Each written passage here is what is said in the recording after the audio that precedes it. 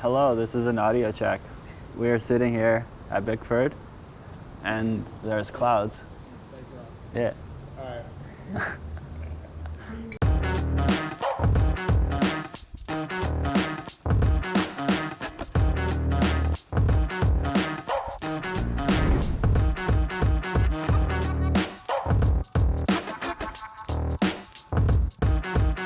Every photo I see, I look so f***ing sad, and I'm like, I'm not even a sad person. And I don't feel that way, but I look that way. I'm like, what the f? I did a book last year, like a photo book about like the Eastern European skateboard, music, tattoo artist scene and culture, and that was here in Toronto. Yeah. Essentially, I was like skateboarding one day with my friends, filming like a couple years ago, maybe 2 years ago, and I just kept hearing like Russian language in the corner. Yeah, I can say like, do I look that I wear the Adidas? Let's try right now. Just rip on him Okay, for. okay, wait. Do I look like I'm wearing the Adidas? Слепой ты punk. No. No? Of like this group of skaters, and I'm like, who are these skaters? Like, rarely do you have like one, like kind of ethnicity of people together speaking a different language unless they're like traveling together. And then I came up to them, and there's just this group of people here that are all from different parts of the world, and the only thing that connects them is kind of like their language and their like nostalgia for home. And so I started hanging out with them more. They orchestrate like the underground raves, like under the bridge and stuff like that, and like really, really interesting people. And so essentially like this film is about them. It's about like people's relationship with their home, whether it be Eastern Europeans, people from Asia or Africa, wherever. It's just a take on how people come to a new place and what their relationship with home is. And I think it's just very relevant right now with this group of people, and like, what is home, what is identity, Because when I came to Canada, it's like I was very much labeled as being from somewhere else, and I didn't feel like I belonged here. And then when I went back to the country I was from, they were like, oh, you're Canadian, like what's this accent, you're not from here either. And so you have this weird identity crisis where you're like, wait, what am I then, Вопрос такой, где наш дом?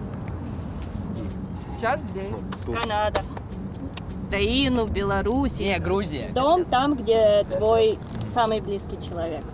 Нихуя, вот это глубоко. Как вам так? Не знаю, там, где тебе рады. But then I kind of like fit into, got comfortable here and like, found a home here. But then I realized like people are coming from the same places later on in their lives, and they're also like, feeling that same thing. But it's interesting because like I came with no baggage of where I came from, but these people come when they're like in their 20s, and it's like you really form as a person till age 20, and then you're trying to like be in this new place,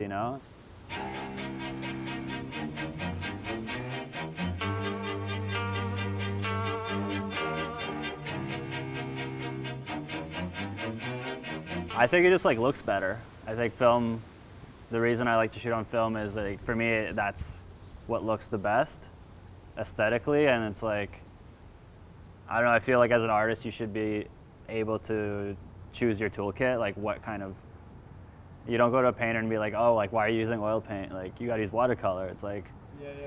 the fact that I have to like back up using film like for every job kind of sucks. It's like, if it works better for you, like why not have the ability to use it? You can listen to the tracks. I don't think we need that because that motion just like was done. Oh so yeah, I can do like that. So he put his. like Nico got it. He approved, and then you go to take the record. They're having action in the background. Okay. Right. So right now it's good. So when Ilkin and Chris clap hands, you should start ripping on them about the Adidas thing. With the rehearsal process on this project, it's a bit tricky because everyone's a non-actor, and so you want people to like find the middle ground between like the scripted lines and like how they would say it, and then just get them comfortable without getting them to feel like over-rehearsed. Right. So yeah, we're just trying to find that like middle ground and just have people like live in their lines as much as possible. The reason everyone's in this film is because they're like really interesting people that have like interesting things to say. But then, when you're making a film, you need to like have a certain level of stylization or curation in order to like engage the audience. And so I'm trying to find that balance where people feel comfortable playing themselves, but then can really like build into a character that's worthwhile for an audience to watch. Because the other approach with this would be I could have just been filming my friends for like a year and a half on a Hi8 and like made it a documentary, but I have been like super interested in exploring like this hybrid approach of like everything in this script, everything in this film has like pretty much already happened, and we're just reinterpreting it like in the present right now.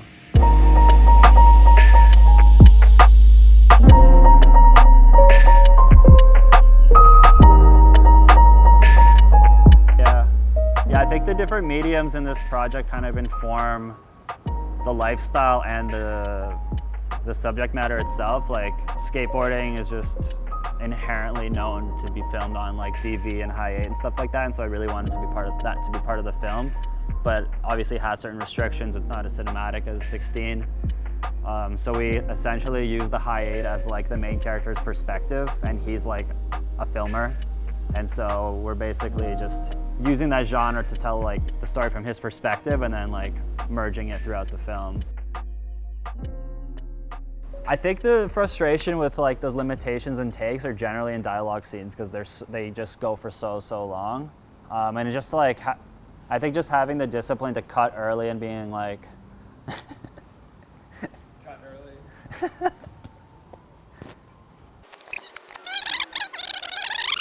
Yeah, there's definitely a theme with like the 16 and the 35 and the subject matter. Especially all the 35 we're using is expired. Like it's all like 12 years expired. It's like some leftover like A&W commercial, like short ends that I like bought 4 years ago and just kept in my fridge. And so I know that's gonna have like a really high grain structure, but I think it's gonna be super nice on 35 for sure.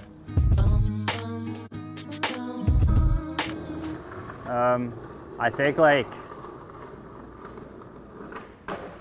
sick.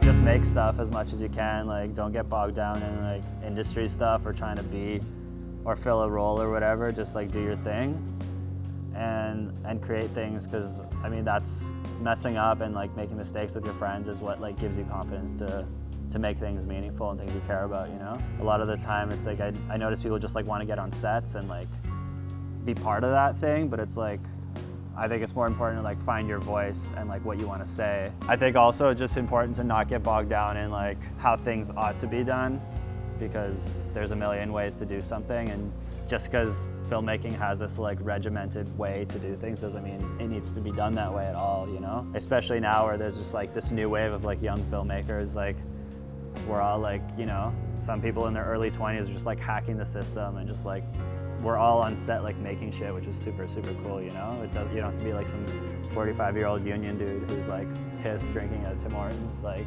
to be on set. I see like filmmaking for me as like therapy, you know? It's like I make films because I see that there's things wrong with the world, and this is my way of like working through them and like learning about myself and other people. And so the more things we create, the better off I think we'll be, really. So it's been good though, like sick. Yeah, so Daniel and OC and Bob have been super helpful with us in our projects in like the last little bit. Like they helped a lot for Gypsy Sun and just kind of provided like whatever we need, any sort of support. And then with this project, we came to them and we presented like the deck, and they said, you know, this is a personal project, we'd love to be a part of it, and like, you know, whatever you guys need, we'll hook it up. And